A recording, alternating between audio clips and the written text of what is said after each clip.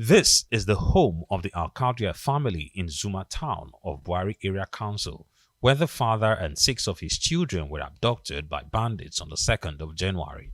Although Mr. Mansour was subsequently released, it was for the purpose of going to generate a ransom of 60 million naira. Sadly, while still trying to put together the ransom, on the 13th of January, the family received a call to come identify one of 4 corpses dumped on the outskirts of the FCT. Sadly, this turned out to be his second daughter, Nabiha, a 400-level biological science student at the Ahmadu Bello University Zaria. News of Nabiha's death has sparked several reactions, including a crowdfunding to raise the questioned 60 million naira ransom for the release of her other sisters. While Nabiha has been buried, the situation has become complicated as the bandits are now exploiting the sympathy of Nigerians to request a higher ransom of 100 million naira. Although the family members confirm that they have received financial assistance from Nigerians, they say they have not heard from the bandits in the last 24 hours. The family is also pleading with the bandits to accept what has been generated and show mercy. Investigations also reveal that Nabiha and her family were adopted by the same gang of bandits who struck Sagwari Layout Estates, also in Buari Area Council, but more than 10 kilometers apart, on the 7th of January.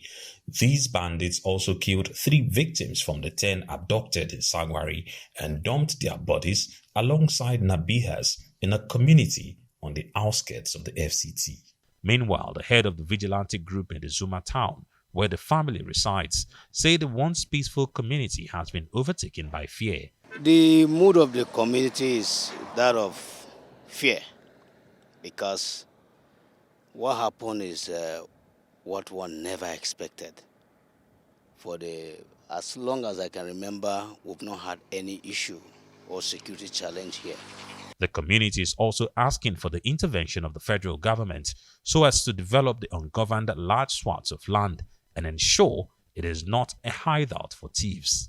There are some farms that have been abandoned. You can't go there to harvest.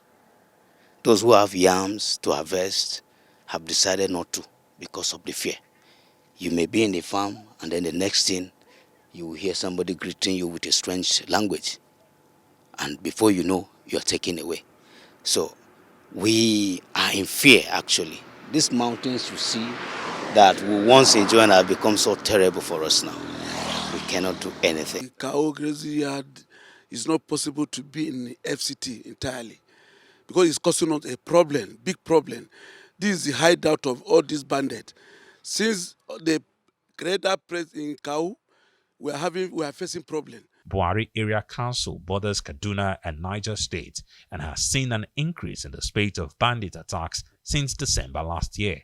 The council chairman is calling for synergy between the governors of the 2 states and the FCT minister to end the violence. The attack we are talking about between Niger, Kaduna, FCT and Nasarawa. The governors must come together with the FCT minister to sit up.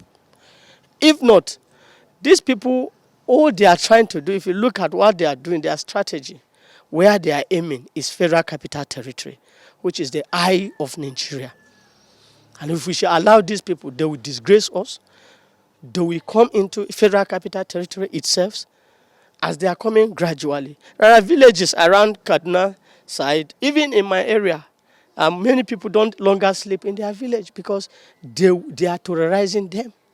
This signboard perforated by bullets tells us about the exchange of gunfire which did take place on that night when Nadiha, her father and 5 of her sisters were adopted by the bandits. Well, sadly, there will be no tales of any heroism on her part after she was killed by the bandits. But the prayers of the family is that the family members who are in captivity are released sometime soon.